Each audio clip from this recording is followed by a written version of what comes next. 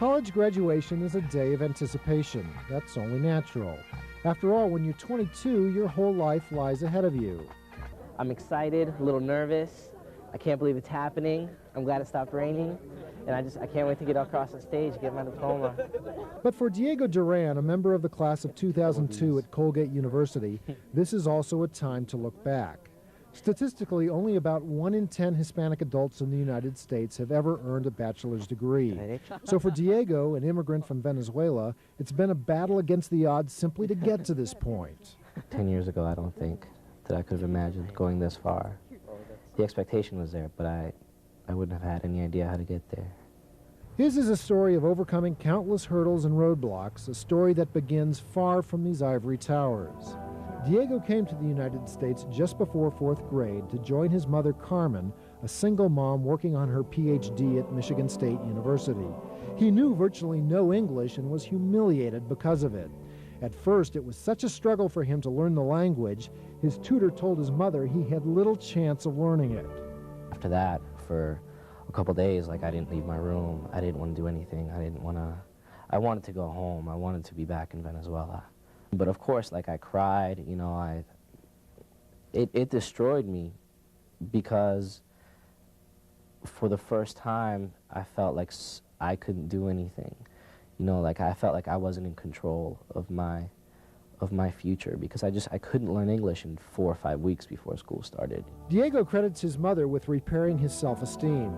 She dragged him to the library where he started picking up books and began to learn English largely on his own. My mom just kept believing in me, and that's really what got me through. My mom said, I brought you here for a purpose, and I've worked hard for you to be able to get here, and I know that you can make it. And that's what got me through. In my family, the way I was raised in my family was first education, second education, and third something else. So I raised him the same way and go as far as he can go. I never put a limitation on him. Others put limitation on what he can do, but I didn't. Diego and his mom moved to suburban Washington, D.C., where she looked for work after completing her degree in education administration. There were more obstacles to come. Diego remembers being evicted from their apartment and spending time in a homeless shelter. Having economic difficulties and having to sort of rely on other people to help us out with housing while my mom was looking for jobs, that also got incorporated into the American dream, which is more just the American reality. Diego admits falling in with the wrong crowd in middle school. At one point, he was even assigned a probation officer. His freshman year, he was sent to Mark Twain, an alternative high school in Silver Spring, Maryland, because school officials determined he had emotional problems. Diego claims he was misdiagnosed. I take responsibility for the behavior that I was, that I was exhibiting and all the things that I was involved in. But I think there's also something there about a stereotype, about Latino male.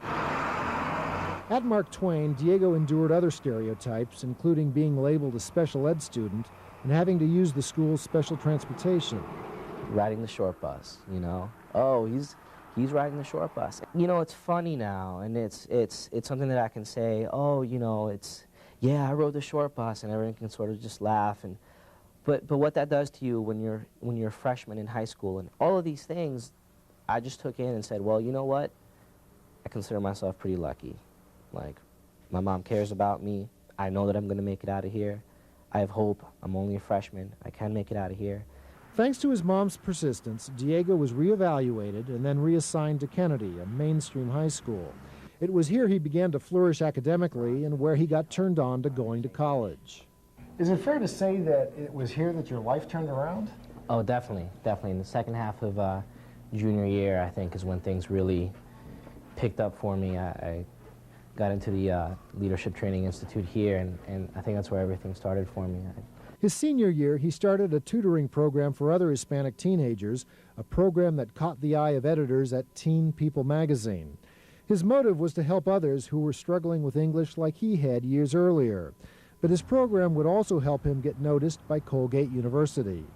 I knew that I needed to bring something to the college admissions game that nobody else could bring.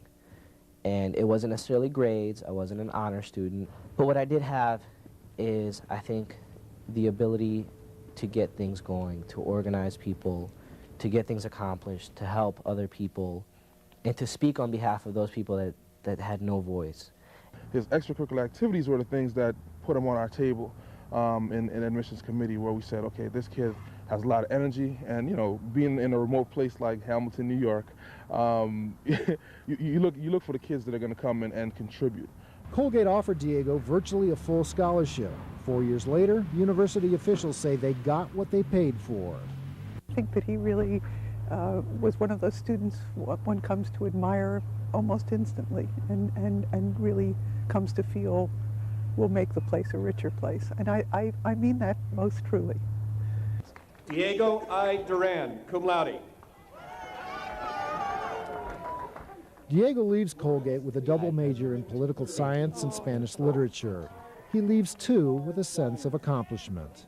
It doesn't mean that every student has to go to Colgate, doesn't mean that every student has to follow exactly the same track that I did, but I guess what I would take away is the example of the attitude, of the attitude of not giving up, and of always just saying, well, you know what, no one has to believe in me, but I believe in myself, and I can make it no matter what.